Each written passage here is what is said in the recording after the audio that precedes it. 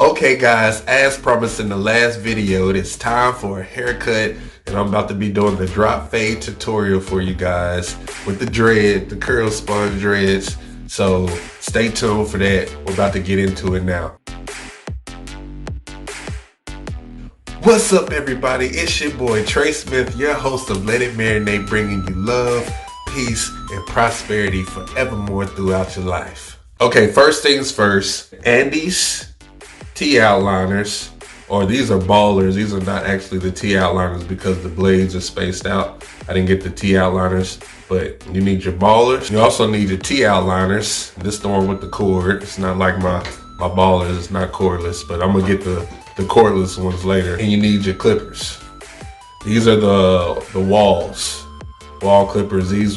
I got these in the T-outliners. I got them all from Walmart, so there's nothing special. Go pick you up some from Walmart and get it in. Learn. Start with these, you know what I mean? You don't have to go buy an expensive kind. I think these cost maybe $69 or $65 to $70 plus tax. So that's all you need, really. I'll be using my half guard. I'll be using my 1.5 guard. I'll be using my 2 guard. And I'll be using my 1 guard. Simple. Those are all the guards that I use on my head. I know my head, my hair texture, everything I need to do for it. I've been doing it for 6 to 7 years. So thanks to 360 Jezzy, shout out to him. I'm gonna take y'all through the steps and let's get into it now. All right guys, first things first, you wanna brush your hair all around. Lay all that hair down. That way it'll be a nice fade. Go all the way around. And then you want to get your ballers, and since it's a drop fade, we're going to go all the way around the head, but once we get past the ear, we're going to drop the line down, which is why it's called a drop fade. Some people call it a low fade, but I know it as a drop fade, so that's what we're calling it. So yeah, you see here I'm going all the way around the ear, and I'm dropping it down once I get past the ear. I'm cleaning up the excess hair once I create my line. Going all the way to the middle of the head. Getting it all nice and cleaned up. And then, instead of going all the way around the head, just like I did on that one side, I start on the other side. Once I go all the way to the middle of the back of my head, I go to the other side and I meet in the middle of the back of my head. That way I know that it's the same, I start at the same place that I did on the other side. This makes for a crispy line and a well put together line, should I say.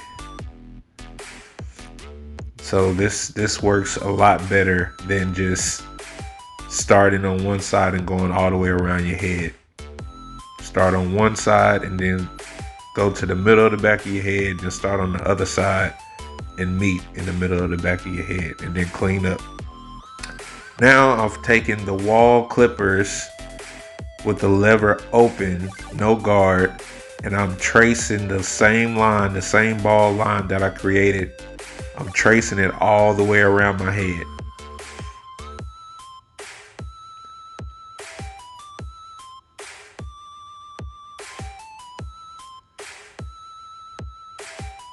All the way around my head, I'm tracing it. That way I think I'm going up about an inch. I would say a 1/2 inch to 1 inch, however you want to style the fade. But just know the higher you fade up, the higher the fade will be. And this is a drop fade, kind of a low fade, so I'm staying pretty low. So just maybe, I would say like a 1/2 inch, if you will, above the ball line. Now I'm using the 1 guard. That is the first guard to use. Lever open. In the same way I traced the the line all the way around my head with no guard. I'm doing it with the one guard open all the way around my head the same way. Make sure you brush down every time you are fading or creating those lines. Make sure you brush your hair down, that way you get the perfect fade. So yeah, I'm taking this one guard, I'm going all the way around my head, just like I did with the other step.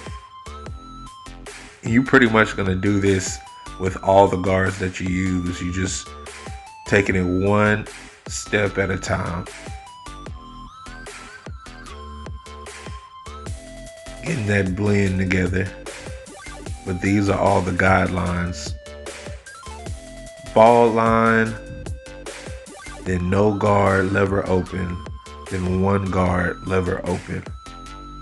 I know some people do it in different steps.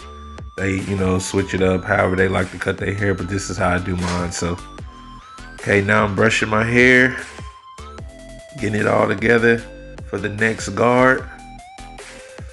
That's my 1.5 guard. And that is a perfect guard to blend in between the 1 and the 2. That's usually what I use the 1.5 guard for, as I blend it in. I blend in the 1 and the 2 line.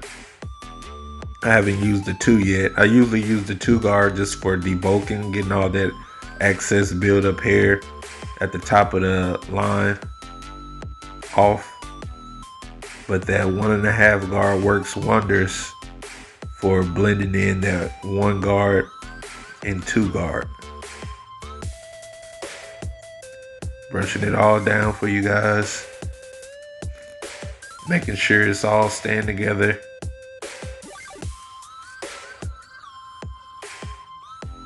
Going back at it with the 1.5. Always brush down after blending. That way you get all the hairs laid down for that perfect blend, like I said before. Yeah, I'm touching up.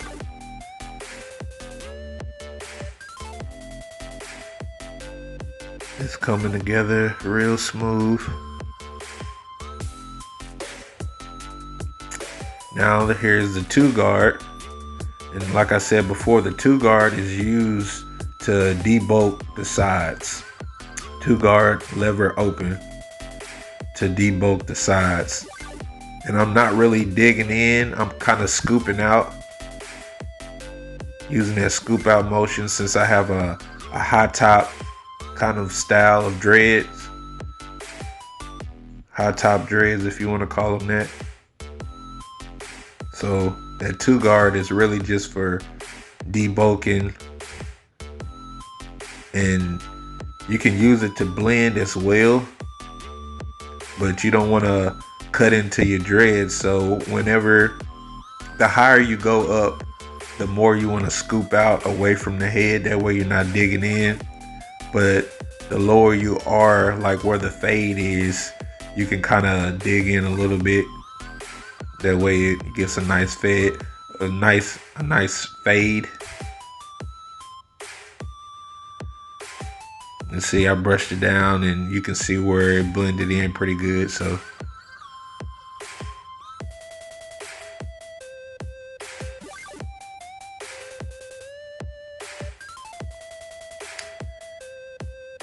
yeah, debulking, see how I scoop out.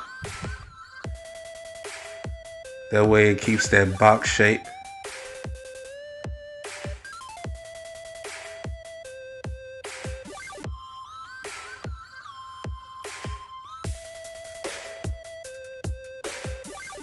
And now I've grabbed the 1.5 guard back again to do some detail work, because like I said, that 1.5 guard is perfect for blending in between the 1 guard and the 2 guard. And since I've already used the 2 guard to debulk, that 1.5 guard, I'm going back over it and touching up some of the spots.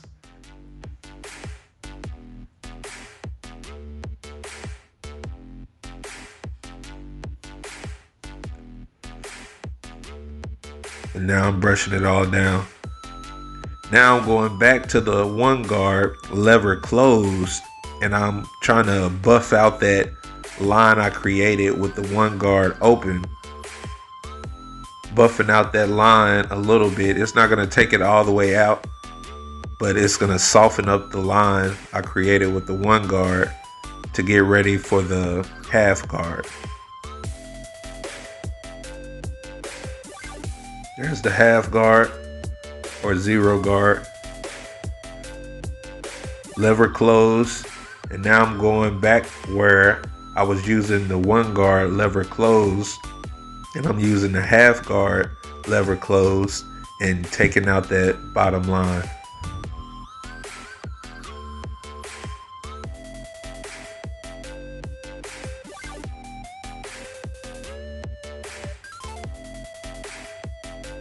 Going all the way around my head, taking out that bottom line that I created with the one guard. Brushing it all down for you guys, all around my head. Now I'm using the no guard lever close, and that should take out the bottom line, the very bottom line I started with. I'm going all the way around my head. And sometimes it doesn't take out that bottom line, but it softens it up, and you can use your T-liners, or if you have some guards that's zero gapped, you can go around your head and that should do it. But for the most part, if you fade it correctly, that no guard lever close should take out the line. And now I'm using my T outliners to go ahead and pretty much inspect what I did and clean up any line that's left over from the no guard lever close, cleaning up any excess hairs. And now I'm getting ready to line myself up, brush my sides down, and about to start the lineup for you guys.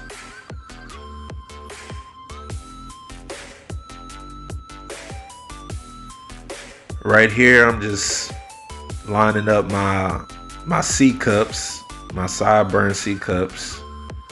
I know you really can't see it, but you'll be able to in a minute.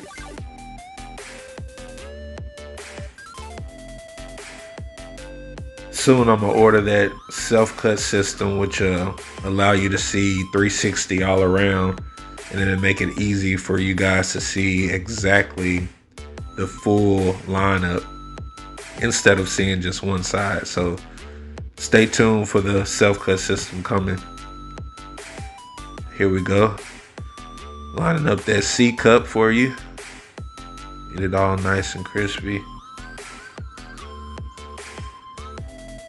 It's ideal to have a steady hand with this because you can take your line up too high. You can push your line back. So make sure you take your time with this part. I know some people, they pull their forehead skin and make it easier for them to line up properly. But I've been doing it, like I said, for about 6 or 7 years. So I pretty much know what I'm doing with that part. And on the other hand, since I'm growing dreads out, I'm not necessarily too concerned of my forehead lineup, because eventually it's gonna turn into just a natural lineup, whatever my natural line is. And I'll make sure I keep it from, going overboard, but I'll touch it up here and there, but I'm not necessarily concerned about that lineup. But my sideburns and my C cup lineups, I have to make sure I keep those proper since I'm doing the drop fade on them. Alright guys, that is it for the haircut tutorial. Drop fade with dreads, the curl sponge. Here go my curl sponge right here. Here go the curl sponge, you know what I'm saying? It's already sticking up enough. But if you want to touch it up, you can go over it. You can go over it. For the most part, this is it. You know what I mean? Tell me what you think. Got it all nice and faded on both sides. Got the line up and everything. I'm not too much worried about the front line because eventually when my hair get longer, this will be a natural line anyway, but I'll keep touching it up to make sure it don't look, too crazy. But for the most part, not too much worried about the front line because that's gonna be a natural look. But the sides, you know, getting the C cups right and all that all around, getting all that faded like it is. See, that's all. That's all I'm pretty much worried about. But anyway, you guys, I hope you love this video. Like, comment, and subscribe. Drop a comment down below. Tell me what you think about the haircut, the drop fade, or some people call a low fade. Tell me what you think about it. There'll be more content coming soon, more haircut tutorials. Let me know what you want to see more of. I'm your boy Trey Smith, your host of Let It Marinate, and I will see you guys on the next video. Peace.